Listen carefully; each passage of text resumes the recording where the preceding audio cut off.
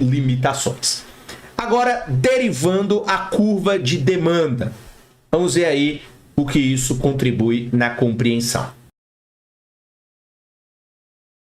Acabamos de ver como mudanças no preço de um bem alteram a restrição orçamentária do consumidor e, portanto, as quantidades dos dois bens que ele escolhe comprar. A curva de demanda de qualquer bem reflete essas decisões de consumo. Lembre-se de que a curva de demanda mostra a quantidade demandada de um bem a qualquer preço dado. Podemos enxergar a curva de demanda de um consumidor como um resumo das decisões ótimas que decorrem de sua restrição orçamentária e de suas curvas de indiferença. Por exemplo, a figura 11 mostra a demanda por Pepsi. O painel A mostra que quando o preço de uma lata cai de $2 para $1, a restrição orçamentária do consumidor desloca-se para fora. Por causa dos efeitos renda e substituição, o consumidor aumenta suas compras de Pepsi de 250 para 750 latas. O painel B mostra a curva de demanda resultante das decisões desse consumidor.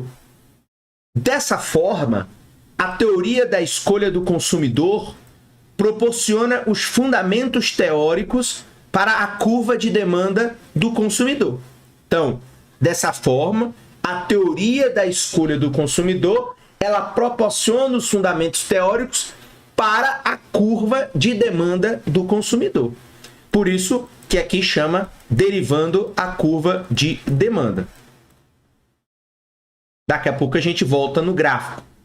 Pode ser reconfortante saber que a curva de demanda surge naturalmente da teoria da escolha do consumidor, mas esse exercício por si só não justifica o desenvolvimento da teoria. Não há necessidade de uma estrutura analítica rigorosa apenas para estabelecer que as pessoas respondam às variações nos preços. A teoria da escolha do consumidor é, contudo, muito útil para estudar as diversas decisões que as pessoas tomam durante a vida, como veremos na próxima sessão. Então veja, a partir, portanto, da curva,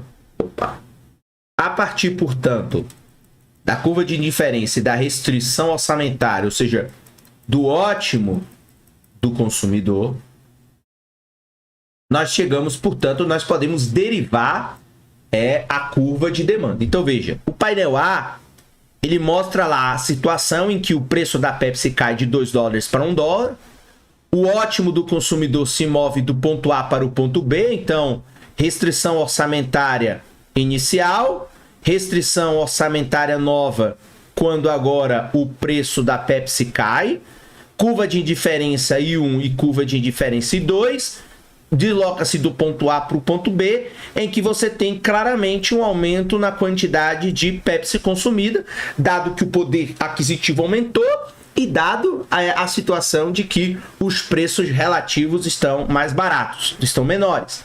A curva de demanda, portanto, do painel B vai refletir essa relação. Então, olha lá, a curva de demanda da Pepsi, né? Igual a gente já aprendeu lá, nos capítulos relativos à lei da oferta e à lei da demanda, sobretudo no caso aqui da lei da demanda. Então, veja, quando o preço era 2, você consumia 250.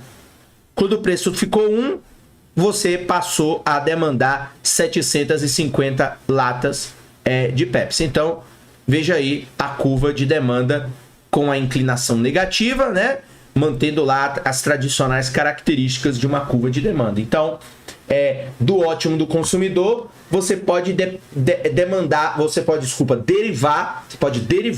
a curva de demanda deste produto, mostrando aí, portanto, o comportamento do consumidor, claro, aí na relação preço-quantidade deste bem. Lembrando que no ótimo do consumidor nós temos aqui a relação entre dois produtos, né? Pizza e Pepsi.